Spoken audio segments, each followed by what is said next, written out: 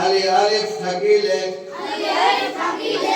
এক আলিফ টানিয়া পড়িতে হয় পেশের বাম পাশে পেশের বাম পাশে অসাকিন হইলে এক আলিফ টানিয়া পড়িতে হয় পেশের বাম পাশে অসাকিন হইলে এক আলিফ টানিয়া পড়িতে হয় হামজা ওয়াও পেশ উ জেরের বাম পাশে জেরের বাম পাশে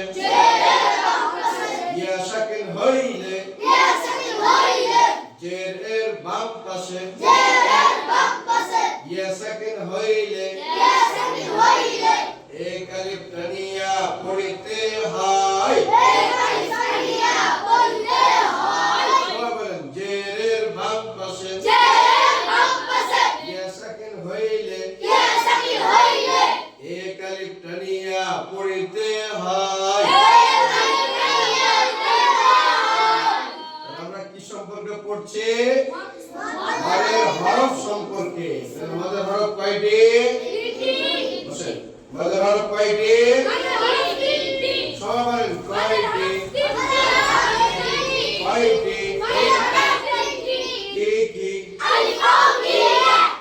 ওয়াও ইয়া আলিফ ওয়াও ইয়া জবরের বাম পাশে খালি আলিফ হইলে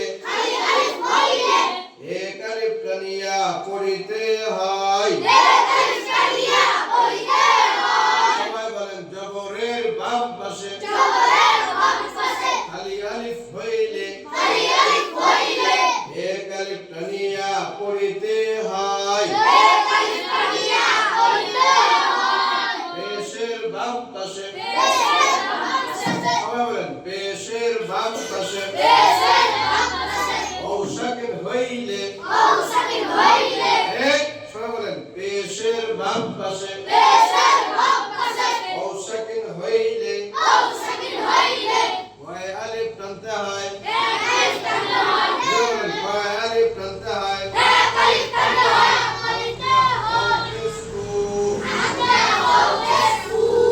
জেরের বাম পাশে সবাই বলেন কার বাম পাশে জের আমরা চিনি তো জের অক্ষরের উপরে থাকে না নিচে থাকে জেরের বাম পাশে ইয়া সাকিন হইলে কয় আলিফ টানতে হয় ইহাকে মধ্যে তবাই বা আসলি বলে এবার পারবেন তো ইনশাআল্লাহ সবাই পারবেন ইনশাআল্লাহ আমাদেরকে আল্লাহ রাব্বুল আলামিন বুঝে পড়ার তৌফিক এনায়েত করুন আমিন আসসালামু আলাইকুম ওয়া রাহমাতুল্লাহ